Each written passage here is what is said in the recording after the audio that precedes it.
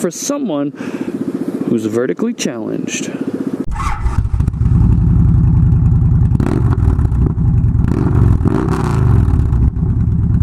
Vbeast guys, what's up? Ooh. Ah. Wasn't going that fast, but I think I cut a little air. Ooh. I'm on the live bike today. Yeah, I forgot what street it is. Anyways, I'm actually going and riding to go shoot one of the series videos on how to ride. I would like to just post them as I go, but it's not as consistent because I gotta shoot like 2 videos a week, or sometimes I get to shoot 1. Yeah, so it's kind of difficult. But anyway, since I'm on my way there, I want to talk about something that I actually did talk about, but I didn't like the sound quality. And I was on this bike, so I made a silencer for it. So yeah, it's kind of a little bit more silent than I intended, but I mean, it's really silent. All this noise, that's all intake. That's the intake noise, because I have a modified intake box. Anyways, so what I wanted to really talk about is the Pan America. So that release has been done, the online release, and well, I think I was expecting a little more. No, I know exactly what I was expecting. I wasn't expecting just the Pan America to be announced. I thought Harley Davidson was also going to announce like that Sport Custom or something that's liquid cooled. Looks like it's going to replace the Sportster to me. But they didn't do any such thing. All they did was the Pan America with Mr. Aquaman, you know, Jason Momoa, whatever. Everybody refers to him as Aquaman. I'm going to refer to him as Aquaman. Anyway, so that guy likes Harley Davidsons. He's a Harley Davidson enthusiast, and, you know, that's fine. But that dude, nobody relates to that guy unless you're a movie star, you make millions of dollars. I mean, I don't relate to that dude. I don't relate to Aquaman.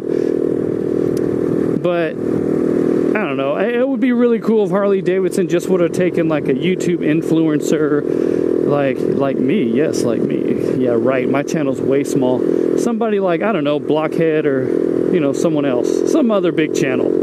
It would be cool because they're more relatable to everybody. Because a YouTube person, somebody who started on YouTube, they're being themselves, like me. I'm being myself. This is me. This is 100% me. The Pan America. First off, there's 2 editions of it. There is what I would call the standard, but it just says Pan America 1250. And then there is a true in Harley Davidson fashion, Pan America 1250 special. So yes, there's a special. And the special has a lot more things on it than the standard version does.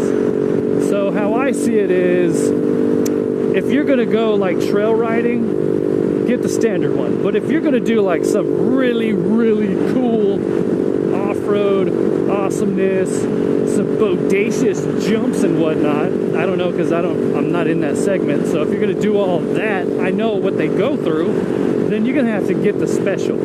So they start off at like 17.4 or 17.349 or something like that on the standard one. And then when you go up to the special, it's $19,999. And I think that motor does produce 150 horsepower. That's nothing to balk at, man. I mean, that's a pretty significant power plant. It's a dual overhead cam, and it has VVT. Yeah, you heard me right. This is a liquid-cooled variable valve timing engine, a V-twin from Harley Davidson. I never thought Harley Davidson would ever release something like this.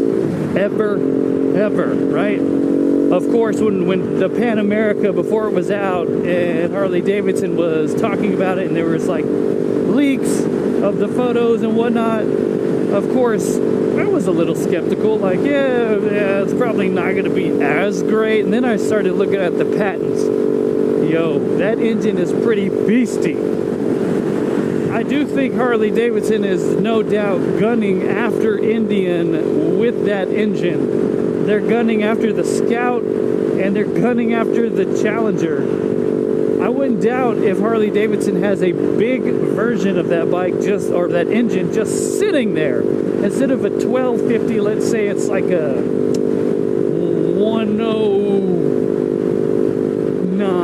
cubic inch or 110 cubic inch. Maybe it's a 110 cubic inch liquid cooled dual overhead cam, 200 and some odd horsepower to the wheel. I would not put that past Harley Davidson now. They're kind of just going all over the place with technology. They're like, you know, we need to release a bunch. And that's pretty cool. Like, it has, on the Special, there's a ride height technology. I don't remember what it's called, but whenever the rider is coming to a stop, so I'm coming to a stop myself, right? I'm going 30 miles an hour, downshifting. So the bike is progressively lowering itself as the person riding it slows down.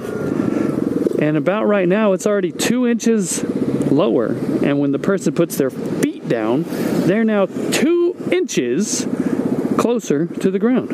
Ooh, I believe it's 2 inches.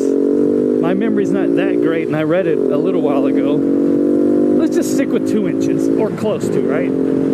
But Harley Davidson did that knowing a lot of people that maybe they want to get into the adventure motorcycle segment, they can't because they're vertically challenged. Like me, myself, I am 6'3". I am easily ushered into that category. But Harley Davidson also released, with all that cool technology in the suspension, they said, you know what? If you're that short and you really want to go after this segment, we also offer a 2 inches lowered seat. So that's 4 inches. 4 inches on an otherwise maybe unattainable bike for someone who's vertically challenged. So with those motorcycles, you also get like something like what's on the touring style motorcycles. There's a screen. This guy's watching, okay. There's a screen with information on it about the bike. A bunch of different stuff. What the bike is doing, how there's gauges on it, there's temperatures, there's air pressure, and so on and so forth. And for the very first time, ride modes. Harley Davidson gets ride modes. Now, when I rode Indian, they come with ride modes. I test rode those and I was like, ride modes, whatever. I don't really care about this. Just give me one mode and I'm good. Well, I soon went back on my own word to myself and I said, you know what? No, I actually like these ride modes because I could kick it into what I like to call lazy mode, especially on these big boy cruisers, baggers, and just chillax while I'm riding to my aunt's. It's like 2.5 hours away. Yeah, I'm totally gonna be kicking in lazy mode, man. And then when I'm there, there's a bunch of twisties, and those who know Texas, if you've ever been to Jasper, Texas, in the back roads, they have some pretty nice like sweepers and stuff back there. Not something like ridiculous, but just some nice riding. There's some nice riding going on back there. So the ride modes is something that's really big, in my opinion, with Harley Davidson. They did a good job on that. I'm glad they introduced that. They didn't have to. But the variable valve timing, I didn't even touch on that. You know, I think that's a really good idea for adventure riding motorcycles because the people that are using those motorcycles going off-road, they're going through dips and they're going up hills and mud and gravel. And, you know, and if you need that RPM peak area, the variable valve time is it can adjust those things for you. Adjust the valves. So if you need more intake, it can adjust for more intake because you gave it more gas to keep the valve open a little bit longer, give it a little more horsepower and torque, so you could shoot through that mud you almost got stuck in, type of thing. You know what I mean? So you know, good on you, Harley Davidson, for doing a VVT system. For me, it's a lot of technology, and I'm glad that they introduced a motorcycle with all that technology. Now, I'm really not too big on technology that much in my motorcycles, mainly because I get on a bike so I can get away from technology. And, you know, Harley Davidson, they already have motorcycles for that. They have their touring lineup and their softail lineup. I hope Harley Davidson decides to make a bigger version and maybe sticking it into a touring platform, maybe, like to compete with the Challenger, because The only thing that's really competing with a Challenger is that 131 engine. And, well, at least up to like 110, because they're limited to 110. The Challengers are 110 miles an hour. But the 131 cubic inch, man, that thing is a beast. And, yeah. So I think Harley Davidson did a really good job. Let me know what you guys think. And make sure you smash that like button, because YouTube really is, well, dumb when it comes to the algorithm. I was going to say something else, but I might get like flagged and then, oh, you can't play this video, man. Hashtag cancel culture, whatever. All these things get canceled. Jeez, it's ridiculous.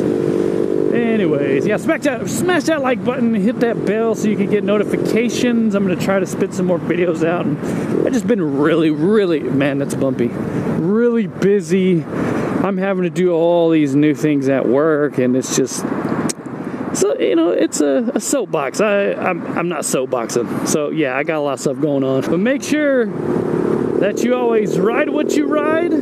Keep it Vbeast mode, and right till the wheels fall off. This has been another random weekday video by your very own Vbeast. Thanks for watching, guys. Please like, comment, and subscribe. Most of all, have a Vbeast day.